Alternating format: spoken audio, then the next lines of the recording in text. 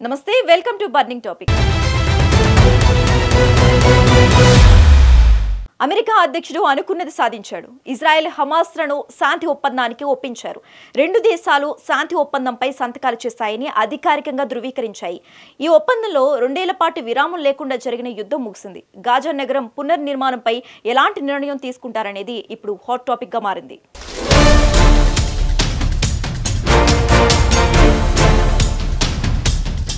Israel హమాస్ల మధ్య శాంతి climax లో ఉంది. శాంతి ఒప్పందం పూర్తయింది.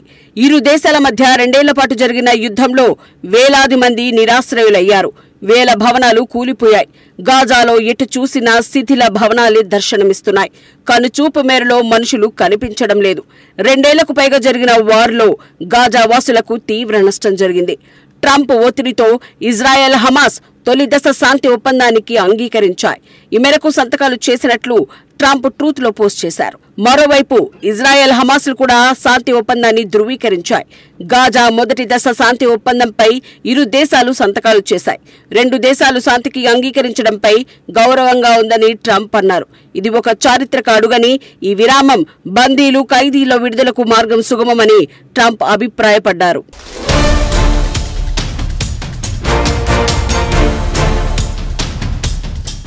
బందీలందరూ త్వరలోనే విడుదలవుతారని అన్న ఆయన ఒప్పందం ప్రకారం ఇజ్రాయెల్ తన సైన్యాన్ని ఉపసంహరించుకుంటుందని వెల్లడించారు. దీర్ఘకాలికమైన శాంతిని సాధించే క్రమంలో సైనికుల ఉపసంహరణ తొలి అడుగుగా నిలిచిపోతుందన్నారు. అన్ని పార్టీలను సమంగా చూస్తామని, అరబ్ ముస్లిం ప్రపంచం, ఇజ్రాయెల్ ఇతర చుట్టుపక్కల దేశాలకు ఇది గొప్ప రోజు అని అన్నారు. అలాగే తమతో కలిసి పనిచేసిన మధ్యవర్తులు ఖతర్, ఈజిప్ట్, తుర్కియాకు ధన్యవాదాలు తెలిపారు ట్రంప్. అటు ఒప్పందాన్ని ధృవీకరించిన ఇజ్రాయెల్ ప్రధాని కూడా ఎక్స్ లో పోస్ట్ చేశారు. ఇది ఇజ్రాయెల్ కు దౌత్యపరమైన విజయమన్నారు. బందీలందరినీ తిరిగి తీసుకురావడం, అలాగే తమ లక్ష్యాలను సాధించే వరకు విశ్రాంతి తీసుకునేది లేదని స్పష్టం చేశారు. తన మిత్రులు ట్రంప్ గొప్ప ప్రయత్నంతో కీలక దశకు చేరుకున్నట్లు ఇజ్రాయెల్ ప్రధాని బెంజమిన్ నెతన్యాహు వెల్లడించారు.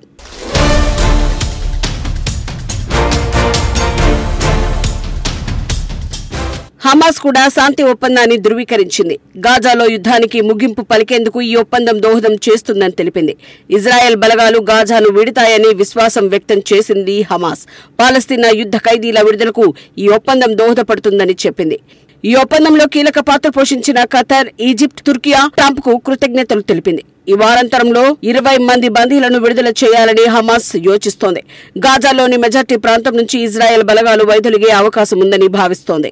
2023 అక్టోబర్ 7న ఇజ్రాయెల్ పై హమాస్ దాడిలో 1200 మందికి పైగా ప్రాణాలు కోల్పోయారు. 251 మందిని ఆ సంస్థ బంధించింది, గాజాకు తీసుకెళ్లింది. ఆ తర్వాత గాజాపై ఇజ్రాయెల్ భీకరంగా విరుచుకుపడింది. హమాస్ ఉగ్రవాదులను మట్టుపెట్టడమే లక్ష్యంగా మూకుమ్మడి దాడులు చేసింది.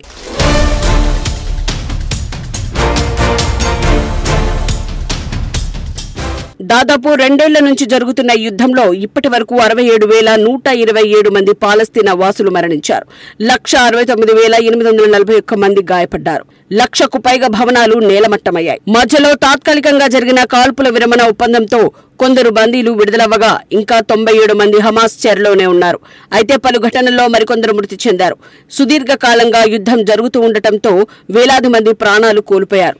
దీంతో యుద్ధానికి ముగింపు పలికేందుకు ట్రంప్ ముందుకొచ్చారు. ట్రంప్ వార్నింగ్ తో ఇజ్రాయెల్ హమాస్ దారిలోకి వచ్చాయి.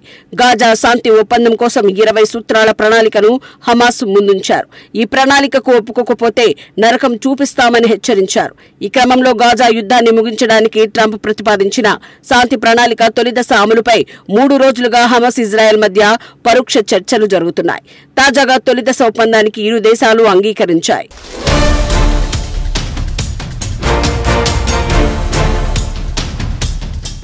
అయితే హమాస్ నిరాదీయీకరణ, గాజా భవిష్యత్తు పాలన వంటి వాటిపై స్పష్టత రాలేదు. ఈ ఒప్పందానికి ముందు డొనాల్డ్ ట్రంప్ గాజా యుద్ధం ముగింపు వ్యవహారంలో హమాస్ పై తీవ్ర ఒత్తిడి చేశారు. శాంతి ఒప్పందం విషయంలో వేగంగా నిర్ణయం తీసుకోవాలని, లేదంటే గడ్డు పరిస్థితులను ఎదుర్కోవాల్సి ఉంటుందని హెచ్చరించారు. హమాస్ కు డెడ్ లైన్ పెట్టారు. ఈ క్రమంలోనే హమాస్ అంగీకరించింది. శాంతి ఒప్పందంపై సంతకం చేసింది. గాజాలో ఇజ్రాయెల్ యుద్ధాన్ని నిరసిస్తూ స్పెయిన్, ఇటలీ, పోర్చుగల్లో భారీ ప్రదర్శనలు జరిగాయి. ఈ ర్యాలీలో భారీగా ప్రజలు పాల్గొన్నారు. ఇజ్రాయెల్ బందీలను విడుదల చేసేందుకు హమాస్ అంగీకరించడం గొప్ప పురోగతి అని భారత ప్రధాని మోదీ అభిప్రాయపడ్డారు.